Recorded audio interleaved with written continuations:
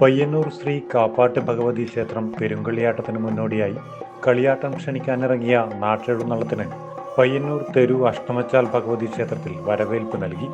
കാപ്പാട്ട് ഭഗവതിയുടെ സഹോദരി സങ്കല്പമാണ് തെരു അഷ്ടമച്ചാൽ ഭഗവതിക്കുള്ളത്.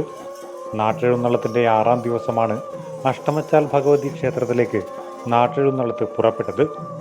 മുത്തുക്കുടകളും ആലവട്ടവും വെഞ്ചാമരവും കൈവിളക്കും പാളപ്പന്തവും വാദ്യമേളങ്ങളുമൊക്കെയായി ആചാരസ്ഥാനികരുടെ നേതൃത്വത്തിൽ നൂറുകണക്കിന് ആളുകൾ ചേർന്ന് നാട്ടെഴുന്നള്ളത്തിനെ സ്വീകരിച്ചു. കാപ്പാട്ട് കഴകത്തിലെ പ്രതിപുരുഷന്മാർ അഷ്ടമച്ചാൽ ഭഗവതി ക്ഷേത്രത്തിലെ പുറത്തെ കൊട്ടിൽ വലം വെച്ച് കൊട്ടിലിനകത്ത് പ്രവേശിച്ച് കന്നിമൂലയ്ക്കുള്ള സ്തംഭപ്രതിഷ്ഠയ്ക്ക് മുന്നിൽ തൊഴുതു വണങ്ങി പുറത്തേക്കിറങ്ങിയതിനു ശേഷം അഷ്ടമച്ചാൽ ക്ഷേത്രസ്ഥാനികർക്കും ക്ഷേത്രത്തിൽ തടിച്ചുകൂടിയ ഭക്തജനങ്ങൾക്കും മഞ്ഞൾക്കുറി പ്രസാദം നൽകി കാപ്പാട്ട് ഭഗവതിയുടെ പന്തൽ മംഗലത്തിന് ക്ഷണിച്ചു.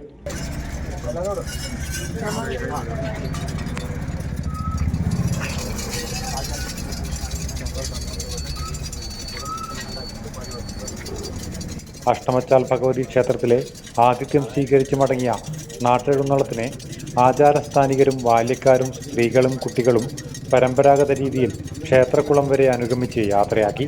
ഇത്തരമൊരു ചടങ്ങ് വടക്കൻ കേരളത്തിൽ അപൂർവമാണ്. 2024 ഫെബ്രുവരി 25 മുതൽ മാർച്ച് 3 വരെയാണ് കാപ്പാട്ട് കഴകത്തിൽ പെരുങ്കളിയാട്ടം നടക്കുക. ന്യൂസ് 1 കേരള, പയ്യന്നൂർ.